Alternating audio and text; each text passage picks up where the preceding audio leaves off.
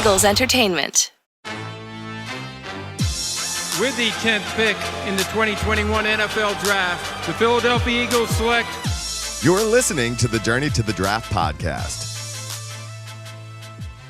Welcome to the Journey to the Draft podcast, presented by Life Brand. I'm your host, Fran Duffy, and today we continue our conference previews. We did the Pac-12 and Big 12 the last 2 weeks. We did the non-Power 5 players the week before that. Today, we continue with the ACC, the Atlantic Coast Conference, and most importantly, the return of Dane Brugler from The Athletic. Taking a little bit of a break here for good reason. We'll get to that here at the top of the show. But today, the ACC, 2 divisions, 7 teams apiece. You got the Atlantic Division led by Clemson. And obviously, this is a team that's facing life after Trevor Lawrence and Travis Etienne, all the great players that came away from that Clemson team this year. They've got to find new life here on the offensive side of the football. You've got an upstart Boston College team that had a little bit of a spark last year. Florida State trying to rekindle that fire and create a turnaround. NC State, Louisville always have athletes on both sides of the football. You got Wake Forest and Syracuse as well in that division. Then you go to the other side in the Coastal. Some heavy hitters from a pure prestige standpoint. You've got Miami, Virginia Tech, a North Carolina team that everyone is excited to see with their star quarterback, Sam Howell, and a couple of teams with coaching staffs that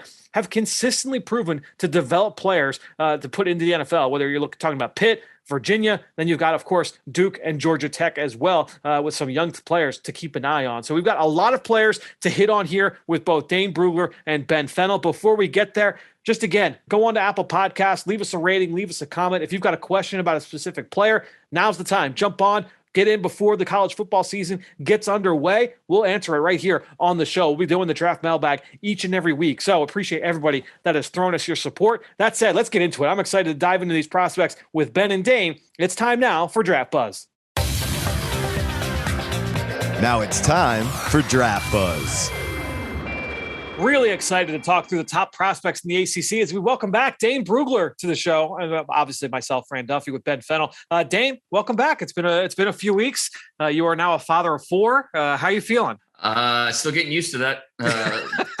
Yeah, it's been a crazy summer, but I'm excited to get back into it. And I've been watching tape with one hand and holding one of the twins with the other hand. So it's been a juggling act, but had a chance to look at a lot of these players. And so plenty to say about the ACC prospects. Between mom and dad, the 4 kids, you're 1 away from a 7-on-7 squad. Come on, just one more and you're ready to roll. I need to schedule a surgery coming up here.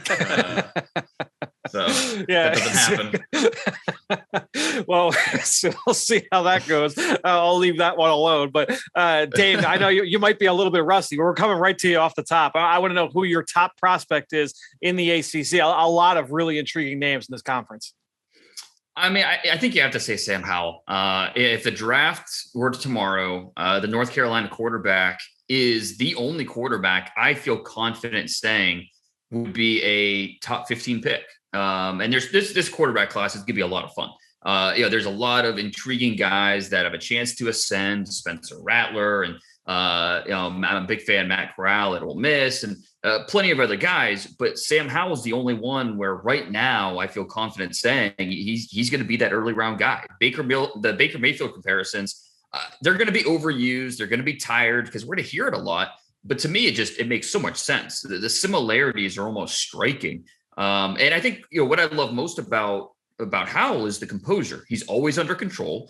He's got that slow heartbeat. And I was talking to his offensive coordinator, Phil Longo, a few weeks ago, and he mentioned the same thing, just on the field and off. Howell is a cool customer. And I think that really shines through in his play.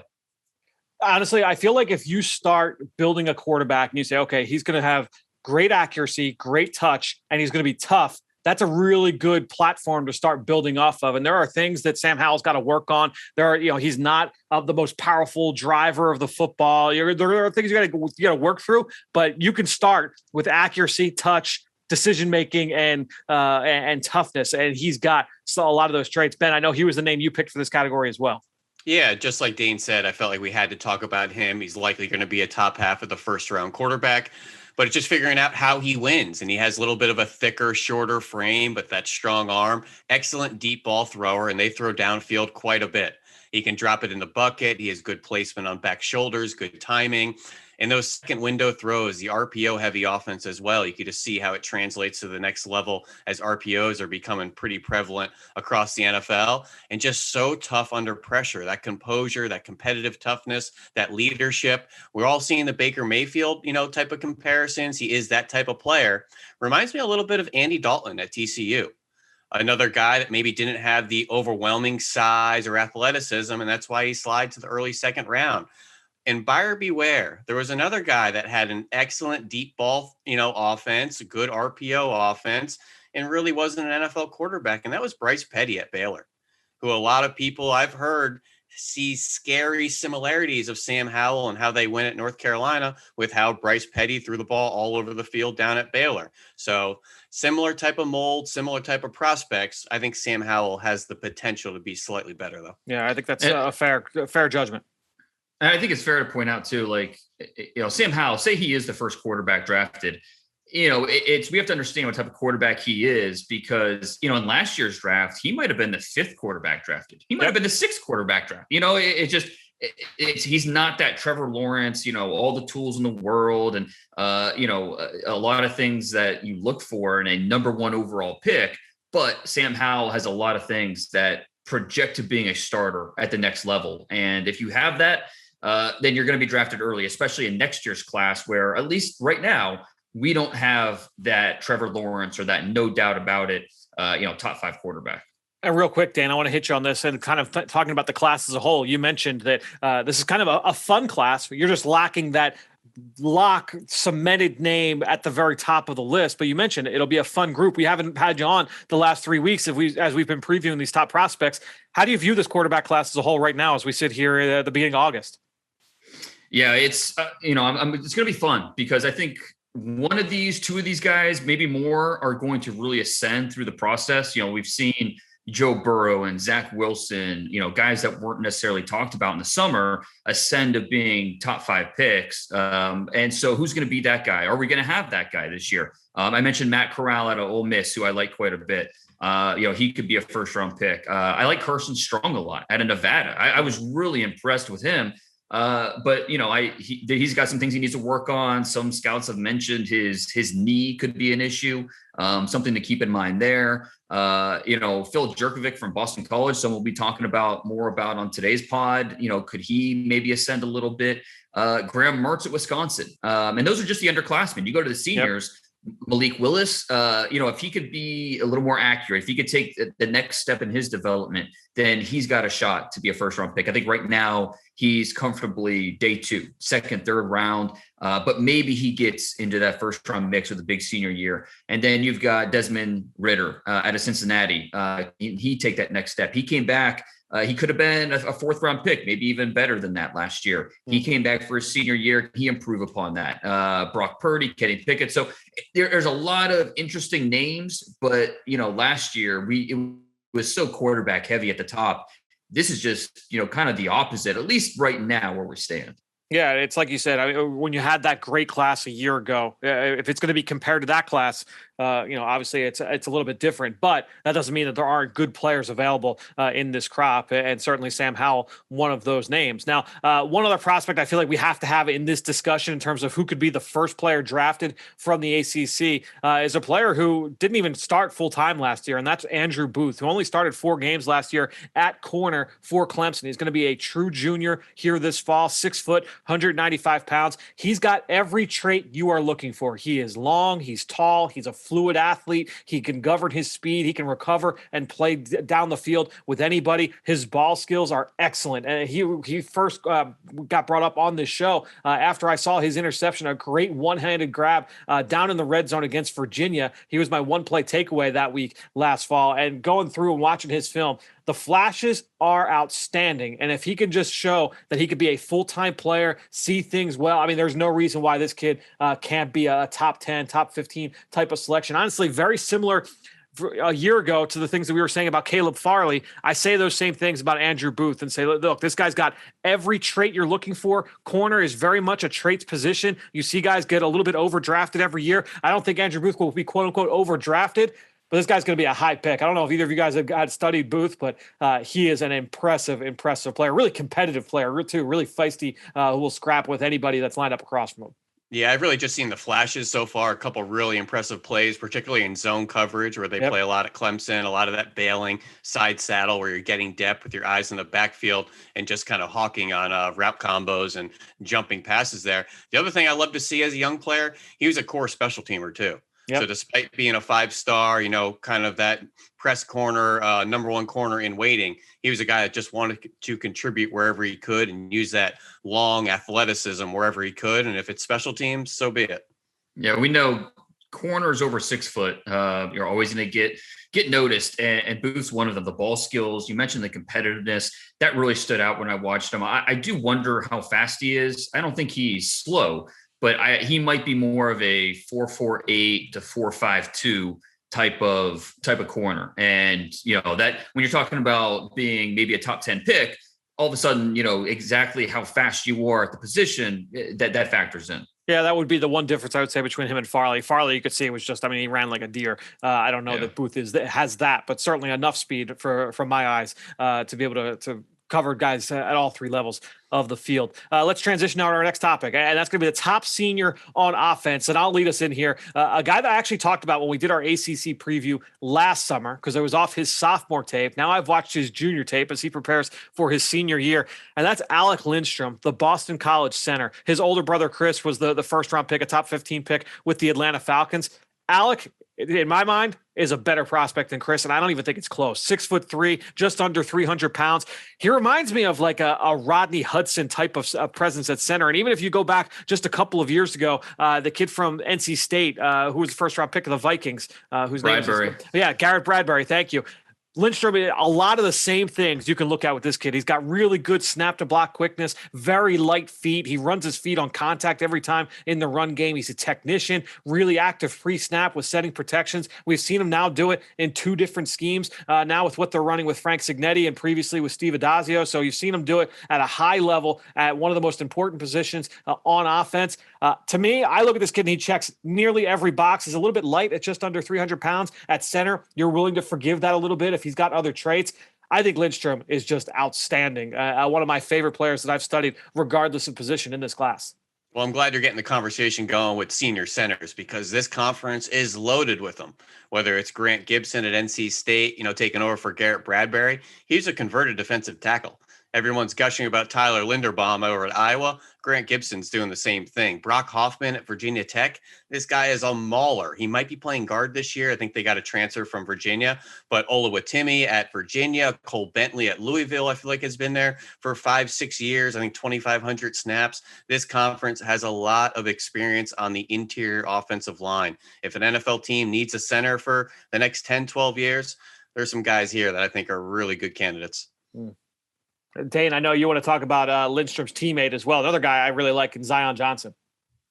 Yeah, Johnson, not a new name to this podcast. We talked about him extensively last year because we thought he would be part of the 2021 draft class.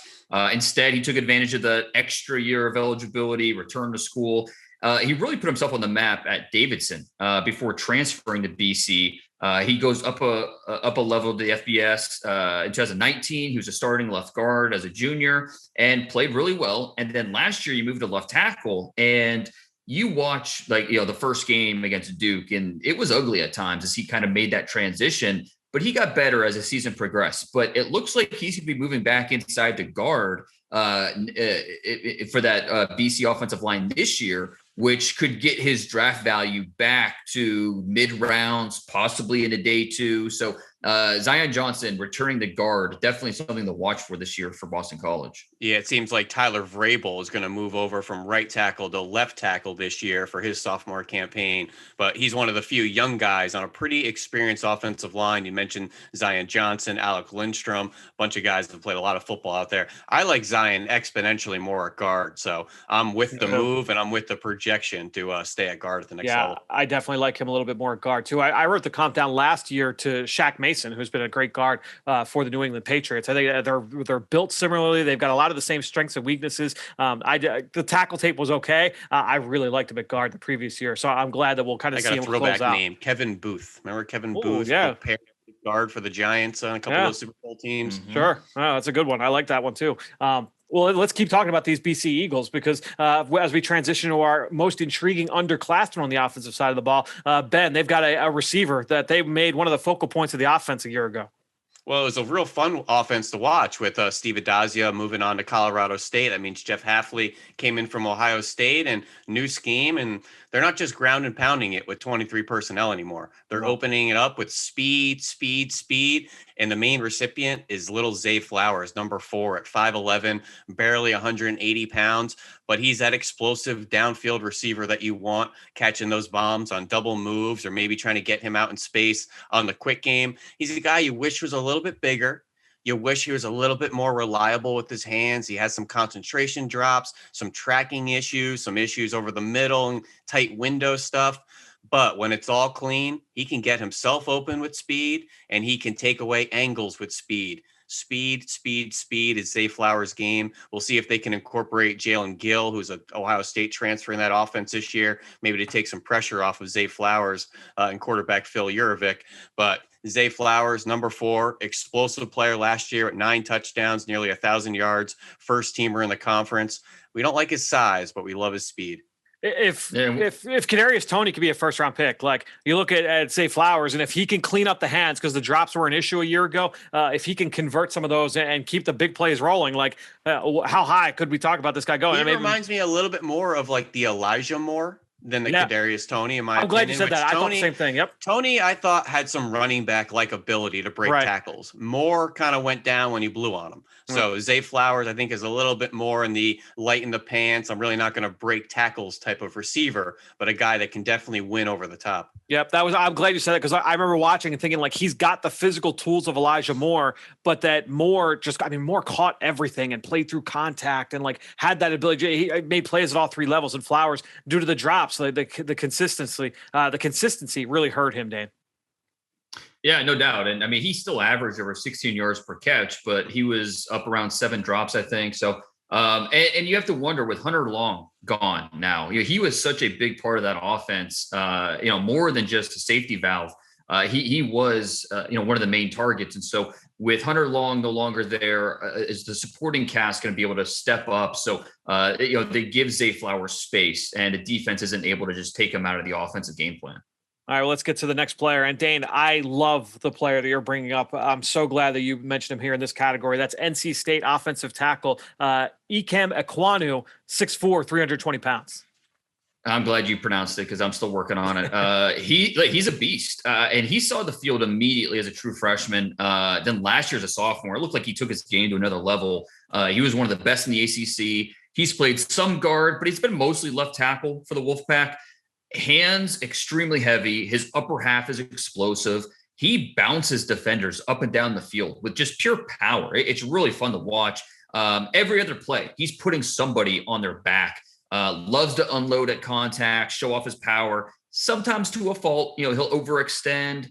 So you want to see him maybe improve that patience a little bit, be a little more strategic with just how he unloads that power. That's something that scouts will be watching for this season to see how he develops. But yeah, he's one of the top. I like him better at guard than tackle, and I think he's one of the best guard prospects in the nation. It's funny because I know Ben, you watched him in like March, like you were like way out in terms of, it was right when Bruce Feldman released a long feature on him. And I kind of knew the book on him coming in, like, oh, he's a mauler. He loves, putting people on the ground, great run blocker, really questionable pass protector. So I go in thinking that he's like this slug that just doesn't have the foot quickness to last a tackle. No, he is a freak athlete. He's just a mess right now with his technique and his discipline and the mental processing part of playing in pass pro. The traits are there. And so this kid could play tackle. I just like him more at guard, but he is a fun watch for sure. To paint the full picture, I feel comfortable calling him the best run blocking offensive lineman in the country today. Yeah, sure. Now, the caveat to that, I think his pass pro is not just bad. I think it's horrendous. It's bad. Yeah, it's bad. And I think he needs a lot of work. So for everything good in the run game, there's some work in the pass pro side. 7 sacks last year, 25 pressures. Yep. Go watch him against Carlos Basham, those Pitt defensive ends that were both NFL players. 2 sacks given up against Liberty. There's some games you should be dominate in that competition. And then those NFL ends, he looked like he struggled with. So I would like to see him protected a little bit more inside at guard, but he certainly has the ability and the potential to get better, and we'll see where it goes from here. So I think that, well, with Ekwonu, I think that, I'm glad you mentioned his foot quickness, Fran, but he's not graceful. He's Right. not, he just needs, like you said, he's to clean up a lot of those things. And real quick, I did want to mention, I think for most intriguing underclassmen on offense, I think we got to mention Zion Nelson for this category as well. The left tackle at Miami. He is so intriguing.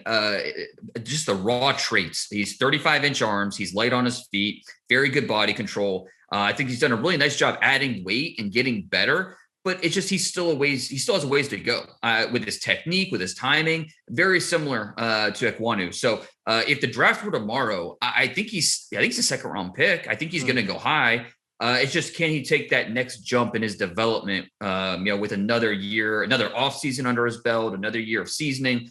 So very eager to watch Zion Nelson this year for Miami. And just a snapshot of how some others may view Zion Nelson. Todd McShay had him mocked 5th overall in his way too early mock draft back in May or whenever that was. So certainly a guy on some radars and seen very highly. Real quick, he's the left tackle, so he's a third-year junior. Jared Williams is the right tackle. He is a 7th-year senior. We're going to have a handful of those this year. Would have been a 6th-year senior, but took the extra year from the NCAA as a transfer from Houston. He had some injuries earlier in his career, so a 7th-year senior. Super senior, medical hardship. Yes, keep going. Yes, he'll sound like Daenerys from Game of Thrones. All the different names in front of his name. So Zion Nelson, left tackle, interesting player. Let's go back to Ekwonu though. NC State, one of the guys that he's blocking for, because the guy I'm bringing up isn't even the starter at running back. I want to talk about Zonovan Knight. Ricky Person is the senior ahead of him. Zonovan Knight, intriguing player. I wouldn't say he's in the class of prospect as Ekwonu or Flowers, but he's a fun watch in that he's just a really angry, competitive runner. He plays through contact really well. I'd like to see when he gets out into the open field, I think that aggressiveness it's to a fault a little bit, because rather than seeking out green grass, he's looking, all right, who can I truck? Who can I run through? That's kind of what he's looking for when he gets up to the second level. But to me, he could fit in his own scheme. He can fit in a gap scheme. He's got the ability to get downhill. He kind of reminds me a little bit of Elijah Holyfield when Holyfield was at Georgia. Holyfield now here in Philadelphia. Ben, you and I were talking. You compared him to like an Alex Collins when he was at Arkansas. I could see a little bit of that as well. I'd like to see Knight get a little bit better in terms of his third down value. But I thought this was a draftable player, and he will be a junior here this fall for the Wolfpack. And like I said, they've got the senior there in Ricky Person, who was a former Freakless guy from Bruce Feldman from The Athletic. Let's go over to the defensive side, guys. Top senior on defense. Dane, I will come to you here first. Who's your top senior on the defensive side?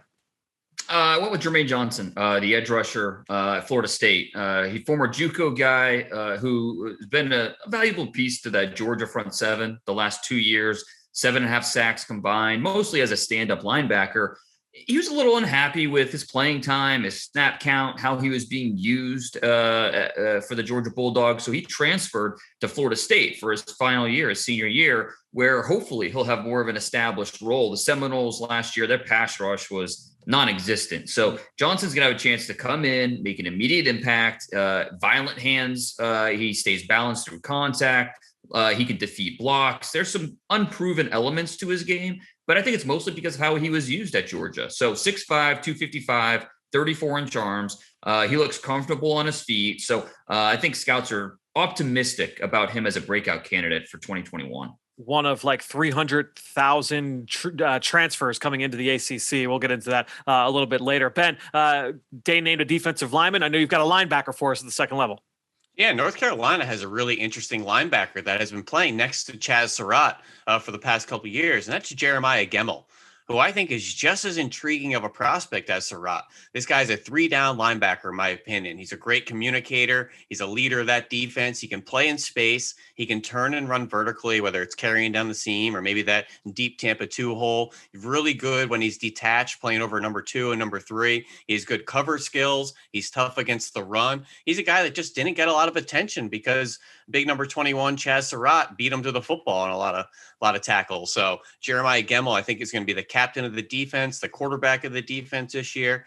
And North Carolina, very quietly, has been pumping out some really good NFL players on that defensive side of the ball. So they got some prospects back there this year, whether it's Storm Duck or Timon Fox off the edge. But Jeremiah Gemmel, number 44, I think he's the best of the group. All right, so we got a defensive lineman, we got a linebacker. I'll take us to the secondary here with Miami safety Bubba Bolden. Now, if you watch the Hurricanes at all on TV a year ago, it was hard not to notice this kid. 6'3", 204 pounds, long, rangy athlete in the secondary. Now, he played to the field, so he'd get some reps lined up over the slot receiver. You'd see him playing from depth. You'd see him roll down and attack the line of scrimmage from depth. So really active, really kind of a fearsome alley player. The thing is, too many missed tackles. He'd come in out of control. He'd lunge. He'd go low. He'd go high. Guys would bounce off him because he's 6'3", but he's only 204 pounds. So he's got like a really lean, angular frame. And so he'd bounce off tackles a little bit too much. But this guy stuffed the stat sheet. You go back to just last year, 4 forced fumbles, a pick, 3 pass breakups, 6.5 TFLs, a sack. So all over the football. Long, rangy player that I think has got the ability to be a center field type safety in the NFL. And everyone's looking for those. He's got great range. His athleticism is really impressive. Explosive striker. He's just got to be more consistent as a tackler. That's the big thing that I want to see improve there. I don't know if you guys have gotten a chance to watch Bubba Bolden, but really, really intriguing talent.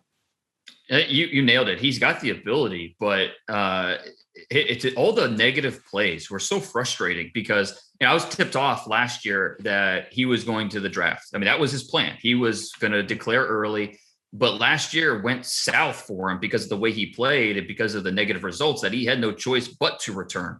In talking to scouts this summer, some think he can get back into that 3rd round range, be a top 100 guys.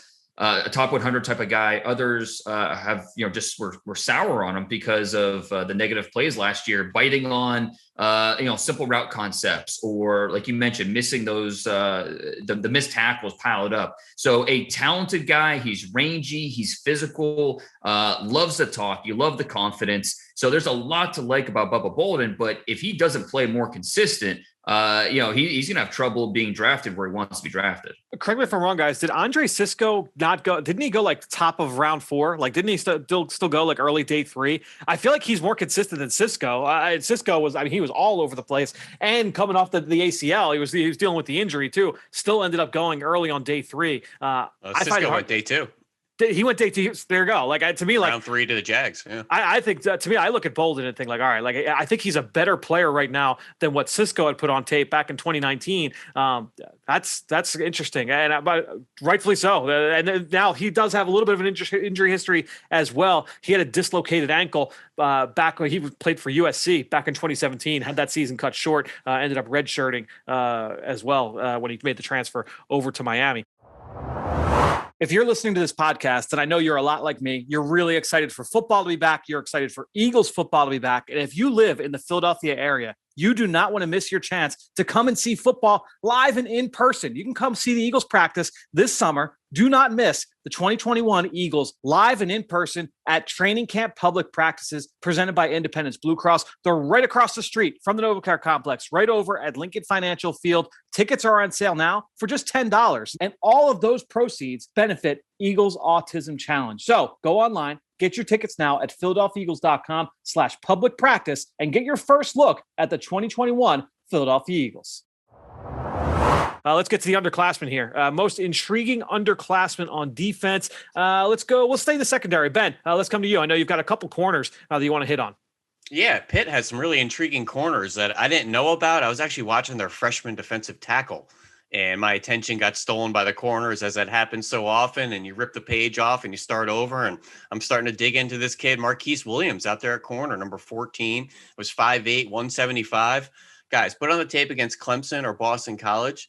He was lights out. He ran vertically with Zay Flowers. He ran with all those long gazelle receivers down there at Clemson. In that Narduzzi quarter scheme at Pitt, plays a lot of press coverage, a lot of off coverage, and doesn't have a whole lot of help behind him. He plays island coverage. He's small, but he is feisty. He's always in phase. He doesn't panic with the ball in the air. He loves mixing it up after the play. It seems like he's a barker out there. He's worked with Antonio Brown in the summers. He's from that Fort Lauderdale area. And then a corner that didn't play last year, but has flashed some nice play in 2018, 2019 is Damari Mathis, who's going to be a redshirt senior over there. He didn't play last year with a non-football related injury, but two really intriguing corners out there. Marquise Williams, Damari Mathis out of Pitt. I love DBs that come from that Narduzzi scheme, whether it's here at Pitt or previously at Michigan State. Dane, let's come to you. Who's the guy that stood out to you from the underclassmen ranks here? I'm going to go back to that Clemson defense, which honestly, the defense last year did not look the same, or at least what we've come to expect from that program. It was a young group, Right. And so I think we're going to see some improvements this year. And I think it starts up front on the defensive line. Players like Tyler Davis, the defensive tackle, if he's able to play up to his potential, that defense has something there. He was outstanding as a true freshman 2 years ago. And then last season, disappeared way too much, didn't quite have the season many expected. I think the talent is there for him to be one of the better interior players in the country. He's explosive. He stays underneath blocks. He finds ways to just infiltrate the pocket, be disruptive, but he needs to be more efficient with his moves. He needs to hold up better versus the run.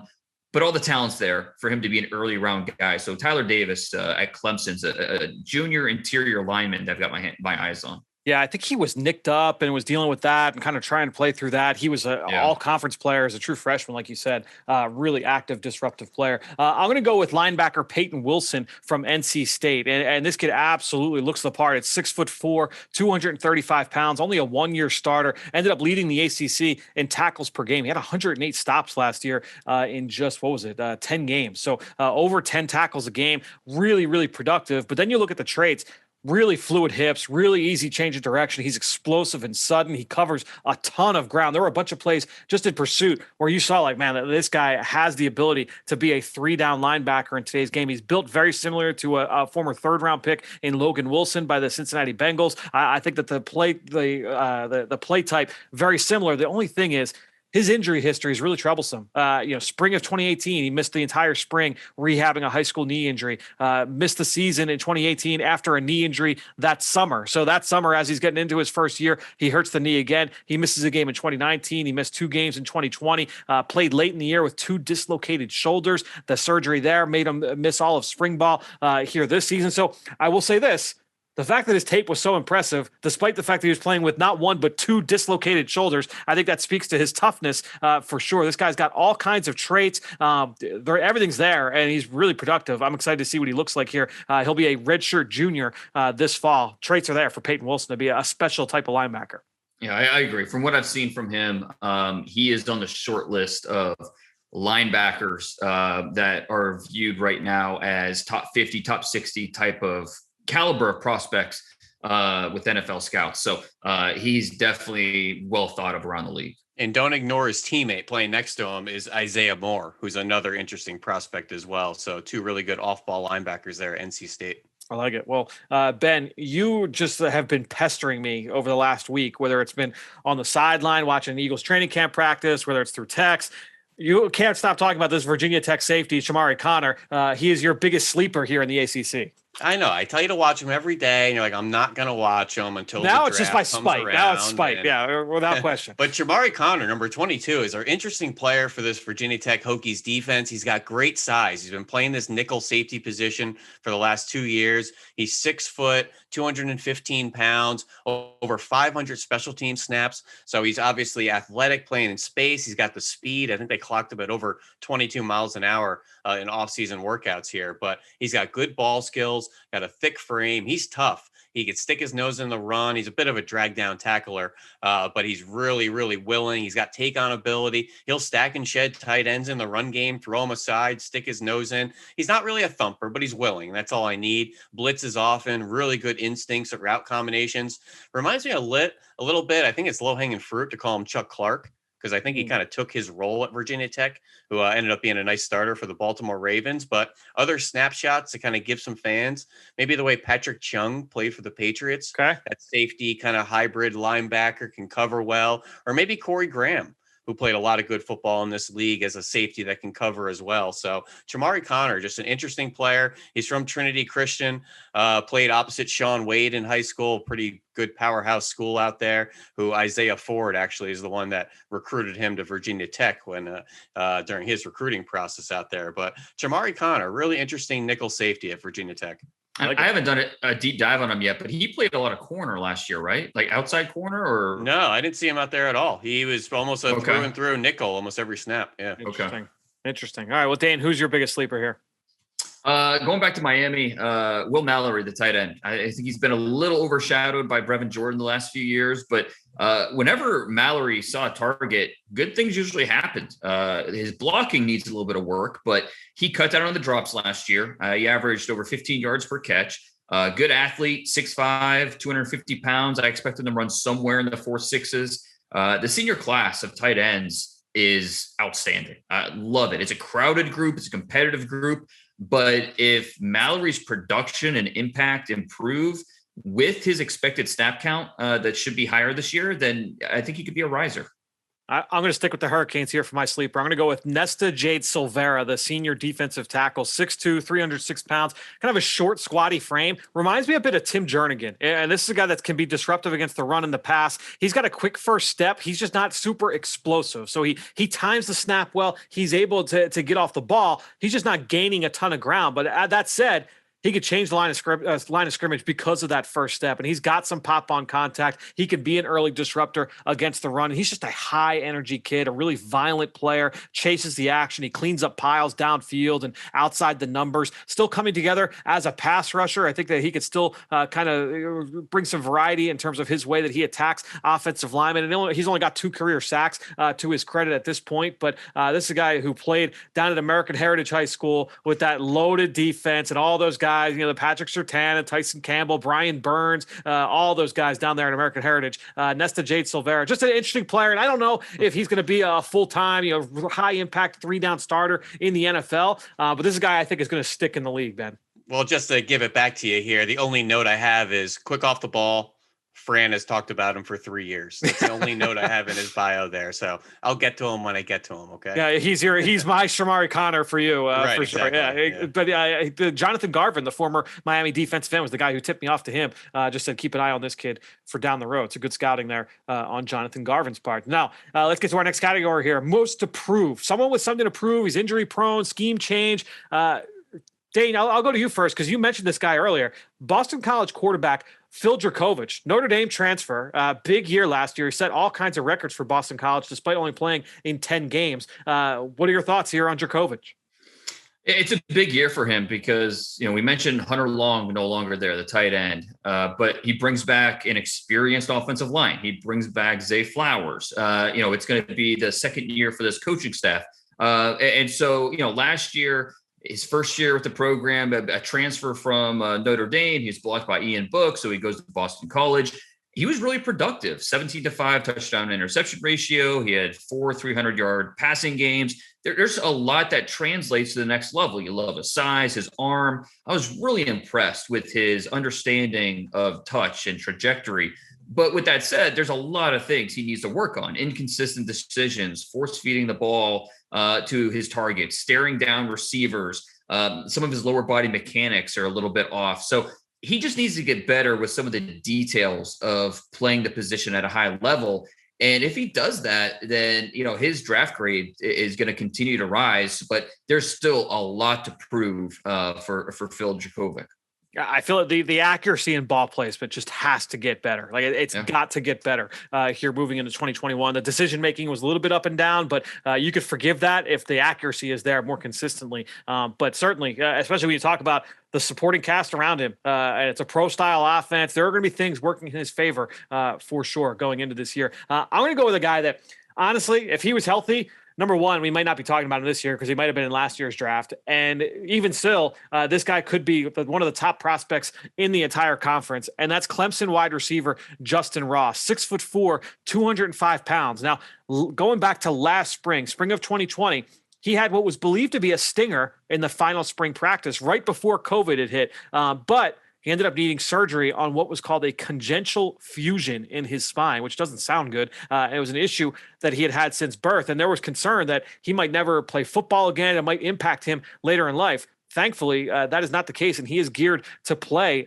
here this season in 2021 after missing all of last year. But when you rewind back to that 2019 season, it wasn't T. Higgins. This guy was the focal point of that Clemson offense. 66 catches, 865 yards, 8 touchdowns as a true sophomore. And he had 1,000 yards, led the team in receiving back in 2018 as a true freshman, averaging over 20 yards a catch. He had 9 touchdowns from Trevor Lawrence that year. I mean, just this guy has been outstanding. So when you look at Justin Ross, he can impact all 3 levels of the field. He's got height. He's got length. Guys, I mean, he's got the ability to be an outstanding player. He's just got to prove that he can get through this season. If he can get through this season, we saw Mike Williams after having the back surgery that he had a different injury and all that. But he ended up being a top 10 pick by the LA Chargers.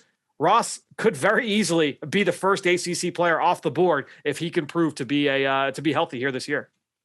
He certainly has all the tools and the ability. Obviously, the medicals are going to be big with him, and hopefully just be consistent with the new quarterback out there. But Let's go back over to the Boston College offense. And we had mentioned Hunter Long moving on to the NFL, productive, kind of quarterback's best friend in that offense. Well, they got an FCS All-American transferring over, guys, in Trey Berry from Jacksonville State.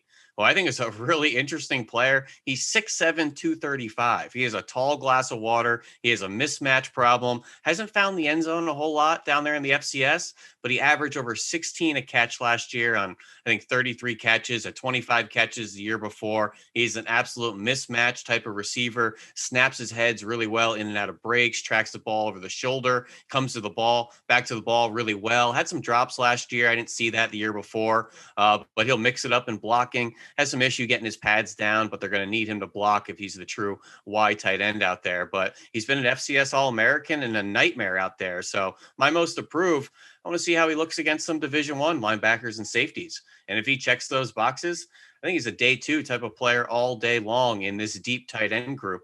Particularly in the ACC, there's a bunch of tight ends, like Dane had mentioned, the kid down at Miami. But if I decide to throw some other names in a most approved, maybe Pitt quarterback Kenny Pickett, returning for his 6th year, I believe. I think he's got a lot of tools and ability, needs some help in that offense. And Florida State transfer Corey Durden, interior defensive tackle, tons of ability, tons of pass rush upside. He's now at NC State. So let's see how he handles the new home out there. But a couple guys most approve.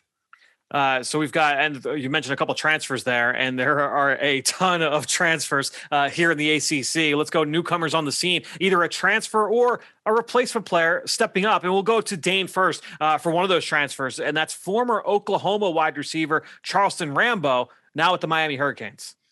Yeah, he flashed at Oklahoma the last few years. Now he goes to Miami, where maybe he could emerge as De'Aaron King's top target. Average size, 6'1", 180.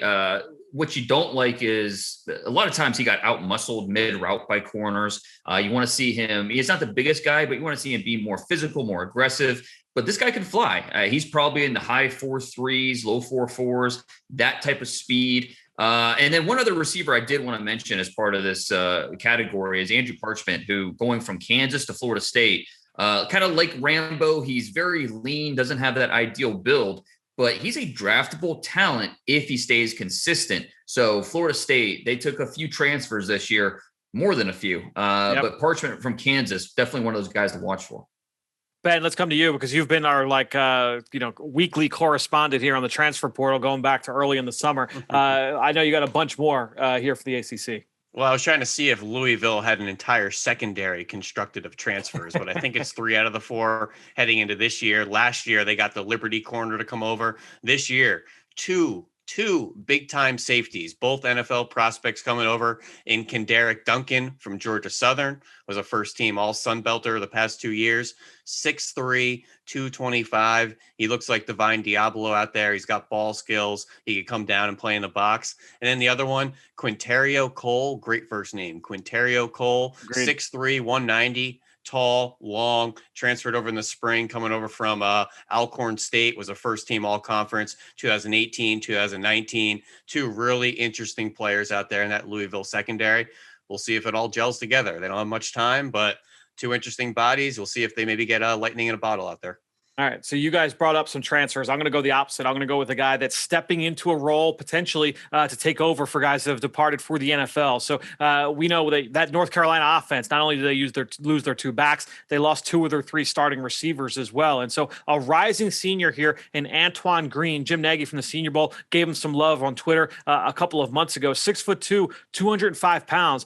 He's got 16 career catches coming into this year, averaging just under 20 yards per reception. So you get an idea of what this guy can be. He was a big-time track athlete in the state of Florida coming out of high school. So you've got that athleticism. You've got that speed. Look, he's been a proven deep threat over the course of his career as more of a role player. Now we'll see what he can do in Phil Longo's offense. If he can be, kind of step in for De'Ami Brown and play that similar kind of role. Antoine Green, a rising senior, just a guy to keep an eye on here as we go into the 2021 season. That would be a name I'll be watching. There's going to be a bunch of new bodies out there in that North Carolina offense. I was this close to making it Ty Chandler. I'm surprised you didn't bring up Ty Chandler. Coming over from Tennessee, and there's obviously big holes at running back there with Carter and Williams off to the NFL. Yep, no question. All right, guys, let's go to our last category here. Future stud. And this is a player might as well keep this North Carolina for me. We could go that way. I guess, we'll go that. We'll finish up with the Let's just round out the offense there. We talked Howell. We talked the running back. They got a guard prospect out there too. Really quick, Josh Downs. He's a true sophomore. File it away for later. 4-star, 4.4 receiver, over a 40-inch vertical, small, explosive. I think he had 2 touchdowns in the bowl game, one working from the backfield. That's right, Fran. Get those guys vertical out of the backfield. You can line them up all over the place. North Carolina, nearly 5,000 yards of production to replace coming up in 2021. Look out for true sophomore Josh Downs out there in combination with senior Antoine Green. Well, let's go to a big name here because obviously no bigger shoes to fill in all of college football than Trevor Lawrence. And this is a guy that we got a little bit of a taste of last year. He had 2 starts in place of Lawrence as a true freshman, and that's quarterback DJ Uiagalelei, the true freshman out of Hawaii this year, now going to be a true sophomore. Guys, I couldn't help myself. I went and just did a deep dive on Uiagalelei because I was like, you know what, let me just get a feel for what this guy can bring, because I was so impressed with what we saw back in the fall. And I said, let's just watch. He could be like Cam Newton, Josh Allen. Like, that's the kind of player we're talking. He's 6'4", 250 pounds. And you see the athleticism. He takes off for that long touchdown run. I believe that was in the Notre Dame game. But this is a guy that absolutely can be a dual threat quarterback. But he has got a howitzer for a right arm. Good velocity. He can put it on targets in a hurry. He'll throw strikes to the intermediate part of the field to guys on the move, sets up yards after catch, mostly accurate thrower. I mean, even on drive throws, when he's trying to put the mustard on it, he can put it on the spot. He's just going to, from all the pre-throw stuff, he's just got to get a little bit better. His mechanics in his lower half need to get better. A lot of stuff you'll see from a true freshman quarterback. I can't wait to see what he looks like here this year after a full offseason. But Uiagalelei really, really impressed me on 2 starts. Well, Fran, you could have had more work done if you watched the Netflix hit series QB1. He wasn't on it, but Real Mitchell was on it at St. John Bosco when DJ was a sophomore.